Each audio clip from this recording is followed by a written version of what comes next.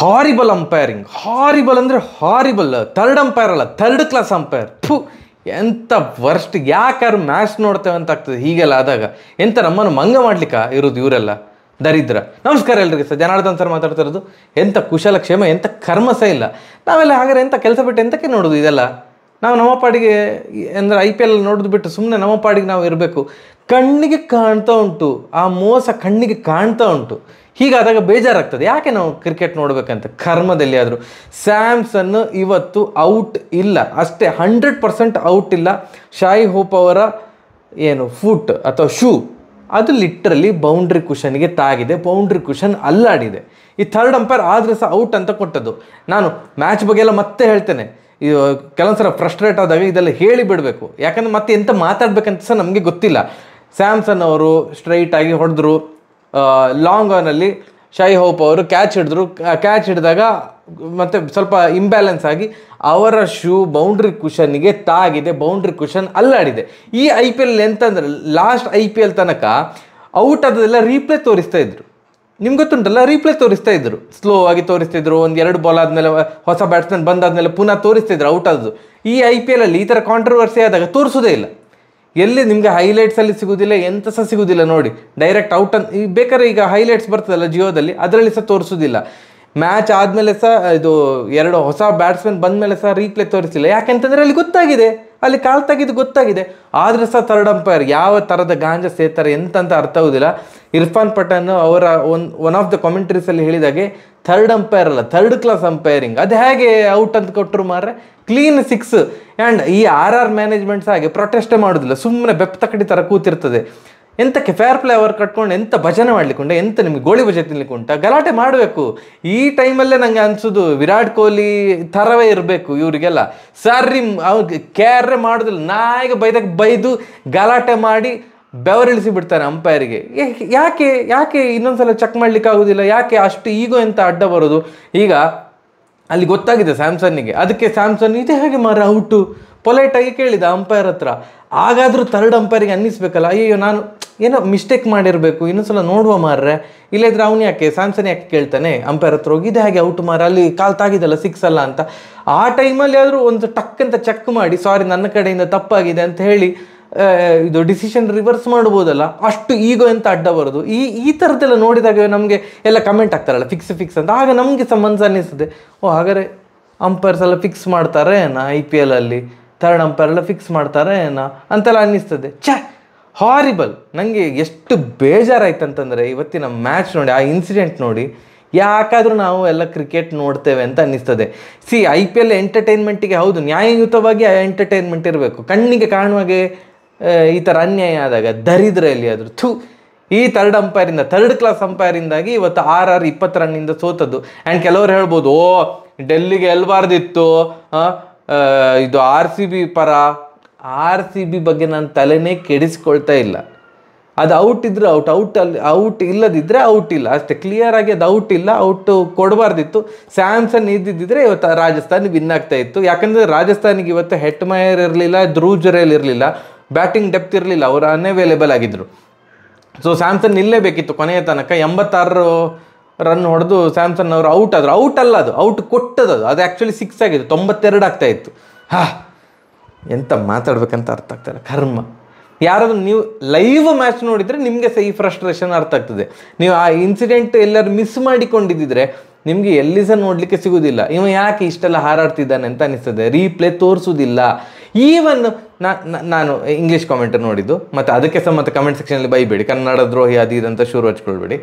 Ravi Shastri, Danny Morrison ಎಲ್ಲರೂ ಸಹ ಫಸ್ಟಿಗೆ ಕಾಲ್ ಟಚ್ ಆದ ಕೂಡ ಓ ಮೈ ಗಾಡ್ ಹೂ ಅಂತ ಅಂದರು. ಔಟ್ ಅಂತ ಕೊಟ್ಟ ಕೂಡಲೇ ಎಲ್ಲ ಸೈಲೆಂಟ್. ಯಾಕಂತಂದರೆ ಅಲ್ಲಿಗೆ ಎಂತ ಲಿಂಕ್ ಇರ್ತದೆ ಅಂತ ಗೊತ್ತಿಲ್ಲ. ರವಿಶಾಸ್ತ್ರಿ ಗಪ್ಚುಪ್ಪು, ಡ್ಯಾನಿ ಮಾರಿಸನ್ ಗಪ್ಚುಪ್ಪು, ಯಾರೆಂತ ಮಾತಾಡಲಿಲ್ಲ, ಸೈಲೆಂಟ್ ಆಗಿದ್ದರು. ಏನು ಫಸ್ಟ್ ಬ್ಯಾಟಿಂಗ್ ಮಾಡಿದಂಥ ಡೆಲ್ಲಿ, ಇವತ್ತು ಡೆಲ್ಲಿಯಲ್ಲಿ ಆಗ್ತಾಯಿದ್ದಂಥ ಮ್ಯಾಚ್, ಫಸ್ಟ್ ಬ್ಯಾಟಿಂಗ್ ಮಾಡಿದಂಥ Delhi 221 run ಹೊಡಿತು. But still it was a ಗೆಟ್ಟೇಬಲ್ total. ಯಾಕಂತಂದರೆ ಆ ಪಿಚ್ಚಲ್ಲಿ ಆನ್ ಆನ್ ಆ್ಯಾವ್ರೇಜ್ 240 ಏನೋ ಬರ್ತಾ ಉಂಟಂತೆ ಫಸ್ಟ್ ಇನ್ನಿಂಗ್ಸಲ್ಲಿ. ಸೊ 221 ಹೊಡಿತು, ಥ್ಯಾಂಕ್ಸ್ ಟು ಅವರದು ಇಬ್ಬರು ಪ್ಲೇಯರ್ಸ್ ಕನ್ಸಿಸ್ಟೆಂಟಾಗಿ ಚಚ್ತಾ ಇದ್ದಾರೆ. ಯಾರು ಅಲ್ಲೇ 3 ಪ್ಲೇಯರ್ಸ್ ಆಡ್ತಾ ಇದ್ದಾರೆ. ಕನ್ಸಿಸ್ಟೆಂಟಾಗಿ. ಅದರಲ್ಲಿ ಇಬ್ಬರು ಚಚ್ತಾ ಇದ್ದಾರೆ. ಯಾರು? ಒಂದು ಜೇಕ್ ಫ್ರೇಜರ್ ಬರ್ತಾನೆ ಮಾರ್ರೆ, ಯಾವ ಬೌಲರಿಗೆ ಸಹ ಕೇರ್ ಮಾಡೋದಿಲ್ಲ, ದಡ ದಡ ದಡ ದಡ ಅಂತ ಹೊಡಿತಾನೆ. ಇವತ್ತು ಸಹ ಹಾಗೆ ಅದು 20 ಬಾಲಿಗೆ 50 ರನ್ ಚಚ್ಚಿದ್ದು. ಫಸ್ಟ್ 4 ಓವರಿಗೆ 60 ರನ್ ಆಗಿ ಆಯಿತು. 4.2 ಆ 60 ರನ್ನಲ್ಲಿ 50 ರನ್ ಜೇಕ್ ಫ್ರೇಜರ್ ಇದ್ದು. 4.2 ಓವರ್ಸ್ ಆದಾಗ ಜೇಕ್ ಫ್ರೇಜರ್ ಅಶ್ವಿನ್ ಅವರ ಬೌಲಿಂಗಲ್ಲಿ ಔಟ್ ಆದದ್ದು. ಅಶ್ವಿನ್ ಅವರದ್ದು ಒಂದು ಇಂಟರ್ವ್ಯೂ ನೋಡಿದ್ದೆ. ಎಂತಂದರೆ, ಈ ಒಳ್ಳೊಳ್ಳೆ ಬ್ಯಾಟ್ಸ್ಮನ್ ಏನಿರ್ತಾರೆ ಅಂತಂದರೆ ಅವರು ಒಳ್ಳೆ ಬಾಲಿಗೆ ಔಟ್ ಆಗೋದಿಲ್ಲ, ಕೆಟ್ಟ ಬಾಲಿಗೆ ಔಟ್ ಆಗ್ತಾರೆ. ಯಾಕಂತಂದರೆ ಅವರು ಎಂತ ಎಕ್ಸ್ಪೆಕ್ಟ್ ಮಾಡ್ತಾ ಇರ್ತಾರೆ ಅಂತಂದರೆ, ನನಗೆ ಎದುರಾಳಿಯ ಬೌಲರು ನನ್ನನ್ನು ಔಟ್ ಮಾಡಲಿಕ್ಕೆ ಒಳ್ಳೆ ಬಾಲೇ ಹಾಕ್ತಾರೆ ಅಂತ. ಸೊ ಆದ್ದರಿಂದ ಆಲ್ ಆಫ್ ಅ ಸಡನ್ ಒಂದು ಕೆಟ್ಟ ಬಾಲ್ ಹಾಕಿದಾಗ, ಫುಲ್ ಟಾಸ್ ಹಾಕಿದಾಗ ಅವರಿಗೆ ಅದನ್ನು ಹೇಗೆ ರಿಯಾಕ್ಟ್ ಮಾಡಬೇಕಂತ ಗೊತ್ತಾಗೋದಿಲ್ಲ. ಯಾಕಂದರೆ ಅವ್ರು ಎಕ್ಸ್ಪೆಕ್ಟ್ ಮಾಡ್ತಾ ಇರೋದಿಲ್ಲ ಅಂಥ ಕೆಟ್ಟ ಬಾಲು. ಸೊ ಫುಲ್ ಟಾಸ್ ಬಾಲಿಗೆ ಕ್ಯಾಚ್ ಕೊಟ್ಟು ಔಟ್ ಆದರು ಜೇಕ್ ಫ್ರೇಜರ್ ಅವರು. 20 ಬಾಲಲ್ಲಿ 7 ಬೌಂಡ್ರಿ 3 ಸಿಕ್ಸ್ ಹೊಡೆದು 50 ರನ್, ಬರೋಬ್ಬರಿ 50 ರನ್ ಹೊಡೆದು ಔಟ್ ಆದರು. ಮತ್ತು ಇನ್ನೊಬ್ಬ ಹೊಡೆಬಡಿಯ ಆಟಗಾರ, ಅಂದರೆ ಇಬ್ಬರು ಚಚ್ತಾರೆ ಅಂತ ಹೇಳಿದರೆ, ಇನ್ನೊಂದು ಚಚ್ಚುದು ಯಾರು ಅಂತಂದರೆ ಸ್ಟಬ್ಸ್. 20 ಬಾಲಿಗೆ 41 ರನ್ ಚಚ್ಚಿ ಅವರು ಕೊನೆಗೆ ಔಟ್ ಆದರು, ಅಂದರೆ ಈ ಸ್ಲಾಗ್ ಓವರಲ್ಲಿ ಔಟ್ ಆದರು. ಇನ್ನು 3ನೇ ಪ್ಲೇಯರ್ ಯಾರು? ಅಭಿಷೇಕ್ ಪೊರಲ್. ಭಾರಿ ಚೆಂದ ಮಾಡಿ ಆಡ್ತಾ ಇದ್ದಾರೆ, ಕನ್ಸಿಸ್ಟೆಂಟಾಗಿ ಆಡ್ತಾ ಇದ್ದಾರೆ. ಅವರು 36 ಬಾಲಿಗೆ 65 ರನ್ ಚಚ್ಚಿದ್ರು. ಅವರು ಕೂಡ 7 ಬೌಂಡ್ರಿ 3 ಸಿಕ್ಸ್ ಹೊಡೆದ್ರು. ಈ 3 ಜನರನ್ನು ಬಿಟ್ಟರೆ ಮತ್ತೆ ಯಾರು ಸಹ ಅಂಥ ಒಂದು ದೊಡ್ಡ ಪ್ರದರ್ಶನ ಬರಲಿಲ್ಲ. ಶಾಯಿ ಹೋಪ್ ಅವರು ಅನ್ಲಕ್ಕಿ ಡಿಸ್ಮಿಸಲ್ ಅಂತ ಹೇಳ್ಬೋದು. ಸಂದೀಪ್ ಶರ್ಮಾ ಅವರ ಕೈ ತಾಗಿ ವಿಕೆಟಿಗೆ ತಾಗಿತ್ತು. ನಾನ್ ಸ್ಟ್ರೈಕರ್ ಎಂಡಲ್ಲಿದ್ದರು ಅವರು ಸ್ವಲ್ಪ ಮುಂದೆ ಬಂದಿದ್ದರು, ಅವ್ರು ರನ್ಔಟ್ ಆದರು. ಮತ್ತು ಅಕ್ಷರ್ ಪಟೇಲ್ ಮತ್ತು ರಿಷಬ್ ಪಂತ್ ಅವ್ರದ್ದು ಅಂಥ ದೊಡ್ಡ ಇನ್ನಿಂಗ್ಸ್ ಎಲ್ಲ ಬರಲಿಲ್ಲ. ಆಲ್ಮೋಸ್ಟ್ ರನ್ನ ಬಾಲ್. ಅಕ್ಷರ್ ಪಟೇಲ್ ಅವರು 10 ಬಾಲಿಗೆ 15 ಆದರೆ ಇವರು 13 ಬಾಲಿಗೆ 15 ರನ್ ಹೊಡೆದ್ರು. ರಿಷಬ್ ಪಂತ್ ಅವರು ಕೊನೆಗೆ ಒಂದು ಇಂಪ್ಯಾಕ್ಟ್ ಸಬ್ಬಾಗಿ ಬಂದಂತಹ ಬೌಲರ್ಸ್ ಹೆಸರು ನಂಗೆ ನೆನಪೋಯ್ತು ಮಾರೆ, ಕರ್ಮ. ಸಲಾಮ್. ಫಸ್ಟ್ ಟೈಮ್ ನಾನು ಅಂದರೆ ಈ IPL ಅಲ್ಲಿ ಫಸ್ಟ್ ಟೈಮ್ ನಾನು ನೋಡ್ತಾ ಇರೋದು. ಒಂದು 2-3 ಮ್ಯಾಚ್ ಆಡಿದ್ದಾರೆ ಅಷ್ಟೇ. ರಸಿಕ್ ಅಲ್ಲ ಅವ್ರ ಹೆಸರು. ಅವರು ಇಂಪ್ಯಾಕ್ಟ್ ಸಬ್ಬಾಗಿ ಬಂದಂತಹ ಪ್ಲೇಯರ್. ಅವರು ಒಂದು ಸಡನ್ನಾಗಿ ಬೌಲರ್ ಆ ಥರ ಹೊಡೆದಾಗ ಅದು ಆ್ಯಟ್ ಅಡ್ವಾಂಟೇಜ್ ಮಾರೆ. ಎಲ್ಲರೂ ಸಹ ನಾವು ಇಂಪ್ಯಾಕ್ಟ್ ಸಬ್ಬಾಗಿ ಇವರು ಬ್ಯಾಟ್ಸ್ಮನನ್ನು ಕರ್ಕೊಂಬರ್ತಾರಾ ಅಂತ ಅಂದ್ಕೊಂಡಿದ್ರು. ಆಲ್ ಆಫ್ ಅ ಸಡನ್ ಬೌಲರನ್ನು ಕರ್ಕೊಂಬಂದರು. ಅವರು ಕೊನೆಯ ಅಂತಿಮ ಕ್ಷಣದಲ್ಲಿ ಅವರು ಚಚ್ಚಿದ್ರು, ಡಬಲ್ ಡಿಜಿಟ್ ಏನೋ ಹೊಡೆದ್ರು ಮಾರೆ. ಅವರು 3 ಬಾಲಿಗೆ 9 ಆ ಥರ ಹೊಡೆದ್ರು. ಗುಲ್ಬದಿನೂ ಕೂಡ ಆಡಿದರು. ಸೊ ಇವರೆಲ್ಲರ ದೆಸೆಯಿಂದಾಗಿ 221. ಇವತ್ತು ರಾಜಸ್ಥಾನ್ ಟೀಮಲ್ಲಿ ಅಶ್ವಿನ್ ಅವರು ಯಾವತ್ತೂ ಸಹ ಈ IPL ಅಲ್ಲಿ ತುಂಬ ಹೊಡಿಸ್ಕೊಳ್ತಾ ಇದ್ರು, ಅಥವಾ ಅವ್ರು ವಿಕೆಟ್ ತೆಗಿತಾ ಇರಲಿಲ್ಲ. ಇವತ್ತು ಅವರೇ ಮೇಯ್ನ್ ಬೌಲರ್. 4 ಓವರ್ಗೆ 24 ಕೊಟ್ಟು 3 ವಿಕೆಟ್ ತೆಗೆದ್ರು. ಬಟ್ ಉಳಿದೆಲ್ಲ ಬೌಲರ್ಸು ಹೊಡಿಸ್ಕೊಂಡಿದ್ದಾರೆ, ಇನ್ಕ್ಲೂಡಿಂಗ್ ಸಂದೀಪ್ ಶರ್ಮಾ. ಎಲ್ಲ ಬೌಲರ್ಸ ಹೊಡಿಸ್ಕೊಂಡ್ರು, ಸಖತ್ತಾಗಿ ಹೊಡಿಸ್ಕೊಂಡಿದ್ದಾರೆ. ಆ್ಯಂಡ್ ನನಗೆ ಒಂದು ಬೇಜಾರಾಗೋದು ವಿಷಯ ಏನಂತಂದರೆ, ಈ ICC ಟೂರ್ನಮೆಂಟ್ ಬರುವಾಗ ನಾವು ಹೇಳ್ತೇವಲ್ಲ, ಚಹಲಿಗೆ ಅನ್ಯಾಯ ಆಯಿತು, ಅವರನ್ನು ಸಿಲೆಕ್ಟ್ ಮಾಡಲಿಲ್ಲ ಹಾಗೆ ಹೀಗೆ ಅಂತ. ಯಾಕೆ ಅಂತಂದರೆ ICC ಟೂರ್ನಮೆಂಟ್ ಹತ್ತಿರ ಬರುವಾಗ ಇವರು ಔಟ್ ಆಫ್ ಫಾರ್ಮ್ ಹೋಗೋದು. ನಾನು ಅಬ್ಸರ್ವ್ ಮಾಡಿರೋ ಪ್ರಕಾರ 50 ಓವರ್ ಆಗಿರ್ಬೋದು, T20 ಆಗಿರ್ಬೋದು. ಈಗ ನೋಡಿ, ಈ IPL ಅಲ್ಲಿ ಅವ್ರದ್ದು ಇಕಾನಮಿ ರೇಟ್ ಜಾಸ್ತಿ ಉಂಟು. ಎಸ್ಪೆಷಲಿ ಕಳೆದ 4-5 ಮ್ಯಾಚ್ಗಳಿಂದ ಸರ್ರಿ ಹೊಡಿಸ್ಕೊಳ್ತಾ ಇದ್ದಾರೆ ಚಹಲ್. ಇದೇ ಆಗೋದು ಅವ್ರದ್ದು. 50 ಓವರ್ ಆಗಿರಲಿ, T20 ಆಗಿರಲಿ, ಈ ICC ಟೂರ್ನಮೆಂಟ್ ಹತ್ತಿರವರೆಗೂ ಹೊಡಿಸ್ಕೊಳ್ಳಿಕ್ಕೆ ಸ್ಟಾರ್ಟ್ ಮಾಡ್ತಾರೆ. ಸೊ ಆದ್ದರಿಂದ ಅವರಿಗೆ ತಂಡದಲ್ಲಿ ಚಾನ್ಸ್ ಸಿಗ್ತಾ ಇರಲಿಲ್ಲ, ಅಥವಾ ಅಂದರೆ ಏನು ಮೇಯ್ನ್ ತಂಡದಲ್ಲಿ ಪ್ಲೇಯಿಂಗ್ 11 ಬಿಟ್ಟಾಕಿ. ಎನಿವೇಸ್ ಈ ಬರುವ T20 ವರ್ಲ್ಡ್ ಕಪ್ಪಿಗೆ ಅವರನ್ನು ಸೆಲೆಕ್ಟ್ ಮಾಡಿದ್ದಾರೆ. ಬಟ್ ಅವರದ್ದು ಸಡನ್ ಔಟ್ ಆಫ್ ಫಾರ್ಮ್ ಹೋಗೋದು ಅದು ಸ್ವಲ್ಪ ತಲೆನೋವಿನ ವಿಚಾರ. ಅಶ್ವಿನ್ ಅವರು ಇವತ್ತು ಸೂಪರಾಗಿ ಬಾಲ್ ಹಾಕಿದರು. 222 ಟಾರ್ಗೆಟ್ ಚೇಸ್ ಮಾಡ್ಬೋದು ಅಂತ ಅಂದ್ಕೊಂಡದ್ದು. ಬಟ್ ಅವರ ಜಯಸ್ವಾಲು ಅವರಿಗೆ ಸ್ವಲ್ಪ ಗಡಿಬಿಡಿ. ಫಸ್ಟ್ ಬಾಲ್ 4 ಹೊಡಿತಾರೆ, ಮತ್ತು ಸ್ವಲ್ಪ ಉಮೇದು ಬಂದುಬಿಡ್ತದೆ, ಬಿಸಿ ರಕ್ತ ಅಲ್ಲ. 2ನೇ ಬಾಲ್ ಸಹ 4 ಹೊಡಿಲಿಕ್ಕೆ ಹೋದರು, ಔಟ್ ಆದರು. ನೆಕ್ಸ್ಟ್ ಬಟ್ಲರ್ ಕ್ಲಿಕ್ ಆಗಲಿಲ್ಲ ಇವತ್ತು. ರನ್ ಬಾಲ್ 17 ಬಾಲಿಗೆ 19 ರನ್ ಹೊಡೆದು ಔಟ್ ಆದರು.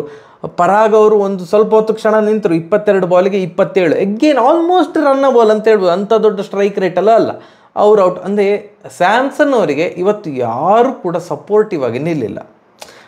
ಅವರೊಬ್ಬರೇ ದೊಡ್ಡ ಇನ್ನಿಂಗ್ಸ್ ಅಂತ ಬಂದದ್ದು, ಇನ್ಯಾರು ಸಹ ದೊಡ್ಡ ಇನ್ನಿಂಗ್ಸ್ ಅಂತ ಬರಲಿಲ್ಲ.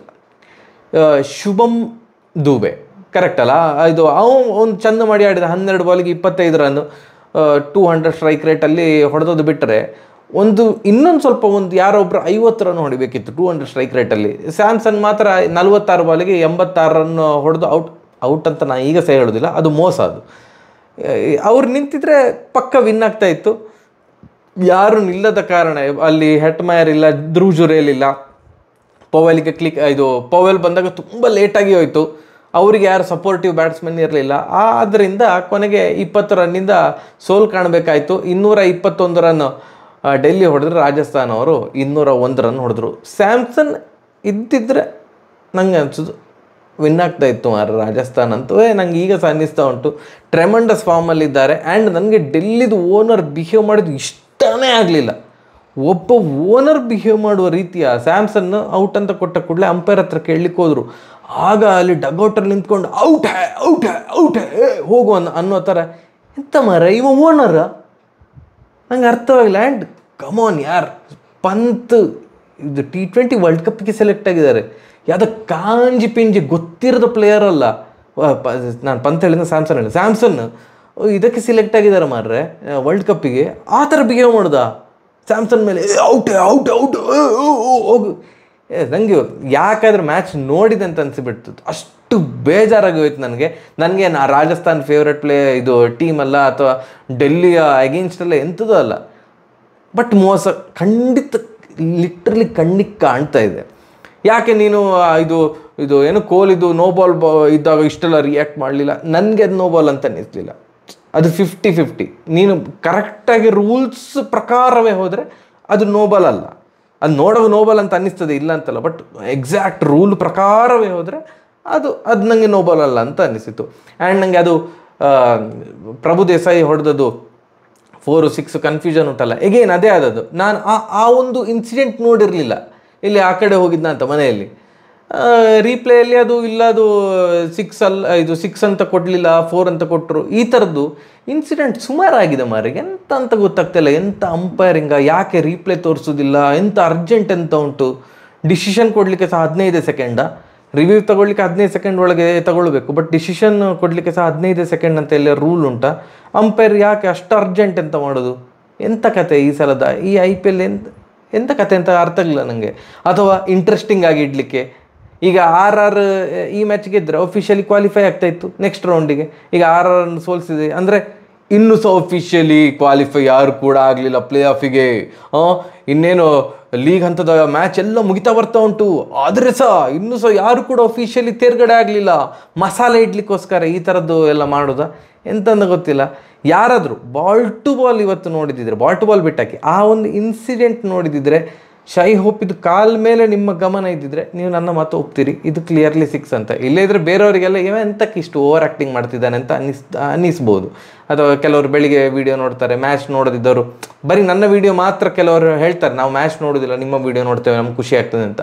ಅವರಿಗೆಲ್ಲ ಈ ವಿಡಿಯೋ ಇಷ್ಟ ಆಗೋದಿಲ್ಲ. ಎಂಥ ಓವರ್ ರಿಯಾಕ್ಟ್ ಮಾಡೋದು ಇವತ್ತು. ಒಂಚೂರು ಸಹ ಮ್ಯಾಚ್ ಬಗ್ಗೆ ಹೇಳಿಲ್ಲ, ಬರೀ ಆ ಒಂದು ಡಿಸಿಷನ್ ಬಗ್ಗೆ ಮಾತ್ರ ಮಾತಾಡಿದ್ದು ಅಂತ ಅನ್ನಿಸ್ಬೋದು. ಬಟ್ ಅಷ್ಟು ಬೇಜಾರಾಗಿದೆ ನನಗೆ, ಯಾಕಂದ್ರೆ ಮ್ಯಾಚ್ ನೋಡಿದೆ ಅಂತ ಅನಿಸ್ಬಿಟ್ಟು ನನಗೆ ಒಂಚೂರು ಸಹ ಇಷ್ಟ ಆಗಲಿಲ್ಲ. ಕಂಗ್ರಾಟ್ಸ್ DC, ಬಟ್ ನನಗೆ ಡಿಸರ್ವಿಂಗ್ ಅಂದರೆ ಬ್ಯಾಟಿಂಗ್ ಸೂಪರು ಆ್ಯಂಡ್ ಸಖತ್ತಾಗಿ ಆಡಿದ್ದಾರೆ, ಇಲ್ಲ ಅಂತ ಹೇಳೋದಿಲ್ಲ. ಬಟ್ ಆ ಒಂದು ಇನ್ಸಿಡೆಂಟಿಂದ ಅದು ಮನಸ್ಸೆಲ್ಲ ಹಾಳಾಗಿ ಹೋಗ್ತದೆ. ಆ್ಯಂಡ್ ಕೆಲವರು ಕಮೆಂಟ್ ಮಾಡೋದು, ಇದು RCB ಅನ್ನು ಎಂಥ ಹೊರಗಿಡಬೇಕಂತ ಫಿಕ್ಸ್ ಮಾಡಿ, ಎಂಥ RCB ಒಂದೇ ಸಿಗುದಾ ಎಲ್ಲರಿಗೆ ಸಹ? ಎಲ್ಲ RCBಯನ್ನು ಹೊರಗೆ ಇಡಲಿಕ್ಕೆ ಹಾಗೆ ಅಂತೆಲ್ಲ ಎಲ್ಲದಕ್ಕೂ RCBಯನ್ನು ಲಿಂಕ್ ಮಾಡಬಾರ್ದು. ಎಸ್, RCBಗೆ ಡೆಲ್ಲಿ ಸೋಲ್ಬೇಕಂತ ಇತ್ತು, ಇಲ್ಲ ಅಂತ ಹೇಳೋದಿಲ್ಲ. ಬಟ್ ಯಾಕಾದ್ರೆ ನೋಡಿದ್ನೇನ ಮ್ಯಾಚ್. ಸರಿ, ಬರುವ, ನಮಸ್ಕಾರ.